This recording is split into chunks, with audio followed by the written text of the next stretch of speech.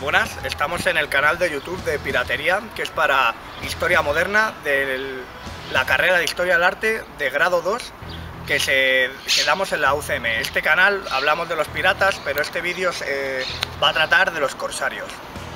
Los corsarios son navegantes que iban en barco, hasta aquí bien, pero que podían atacar otros barcos de otras naciones porque tenían un derecho que se lo otorgaba un gobernante, que se llamaba la patente de corso.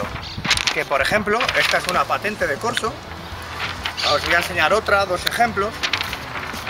Esta es la segunda patente de corso, donde esta patente de corso, como ya hemos dicho, les otorgaba atacar a otros barcos sin que hubiera ningún problema diplomático. Esta patente de corso se utilizó durante toda la Edad Moderna, sobre todo por los países de Inglaterra, Francia y España.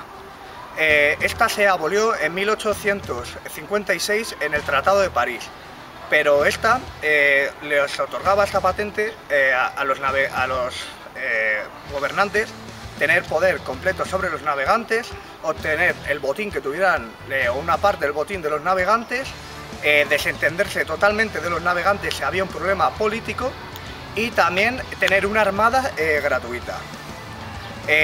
Esta patente se quitó, como ya hemos dicho, en 1856 en París. Hay que decir que voy a nombrar tres corsarios que fueron uno de España, otro de Francia y otro de Inglaterra.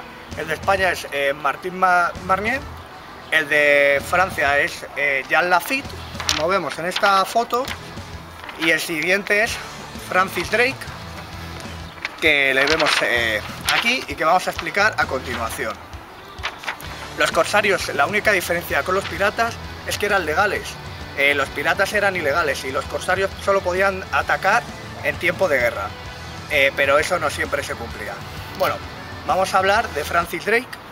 Francis Drake nació en 1543 en Inglaterra y falleció en 1596 en Panamá. Hay que decir que fue un hombre, fue considerado un héroe de esta época en Inglaterra.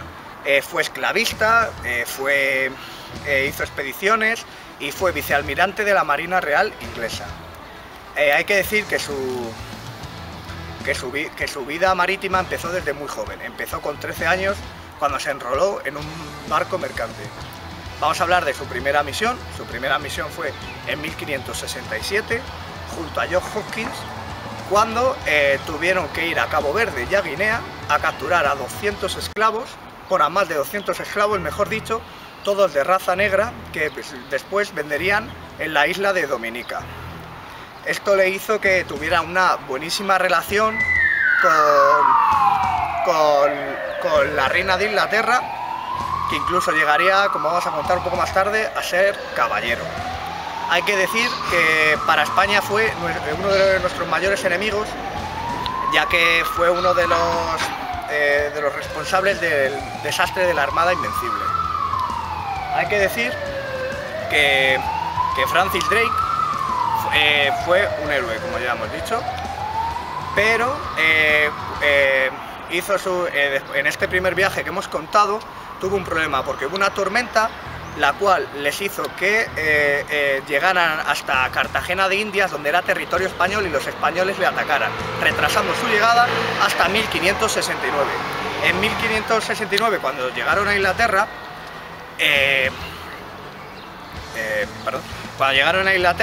la reina Isabel I les dio explicaciones a los españoles de que no fue un acto de corsario, sino de piratería. De esto ya hemos hablado antes, que los gobernantes podían renunciar de lo que habían hecho sus navegantes por la carta o por la esta de corso que ya hemos hablado. Para hablar de Francis Drake, por supuesto, hay que hablar de sus expediciones. Vamos a empezar hablando de la primera, en 1578, donde fue por las aguas de Brasil, pero él no era el capitán. Hay que decir que el capitán fue Nuno da Silva, que era experto en las aguas sudamericanas, y gracias a eso llegaron perfectamente a Brasil, pasaron por el Río de la Plata, y también hay que decir que en el puerto de San Julián, por falta de personal, tuvieron que abandonar 2 barcos y continuar su viaje con 4.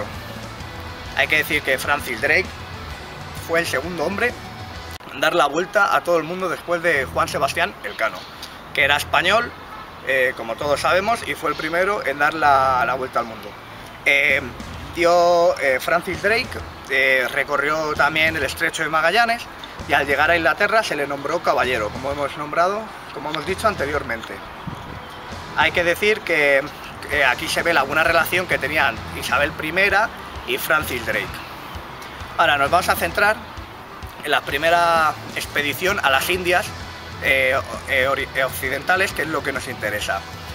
Ocurrió en 1585, como vemos en este mapa, y trataba, lo primero que hizo Francis Drake fue atacar en A Coruña a los vigueses, pero los vigueses resistieron muchísimo y aguantaron el ataque. Después fueron a las Islas Canarias, donde saquearon los barcos y consiguieron el botín para conseguir víveres para ir ya hasta la isla Dominica y Cartagena de Indias, donde secuestraron la ciudad y a sus habitantes y pidieron un rescate a España, donde aceptó completamente todo lo que pedía Francis Drake. Hay que decir que Francis Drake se tuvo que volver a Inglaterra en 1586, un año después de su vuelta, porque era el momento de la fiebre amarilla, que afectó y mermó muchísimo a toda la sociedad. Hay que decir también, anteriormente, unos años antes, Francis Drake era un hombre muy astuto, muy listo, y fue a California, territorio español, donde consiguió convencer a los indígenas para que pudieran poner en California un puerto naval. Esto fue un hecho muy importante que también le hizo muy famoso. Como hemos nombrado antes, hubo muchísima influencia en la guerra de la Armada Invencible española contra la Invencible inglesa, como vemos en estas fotos de barcos.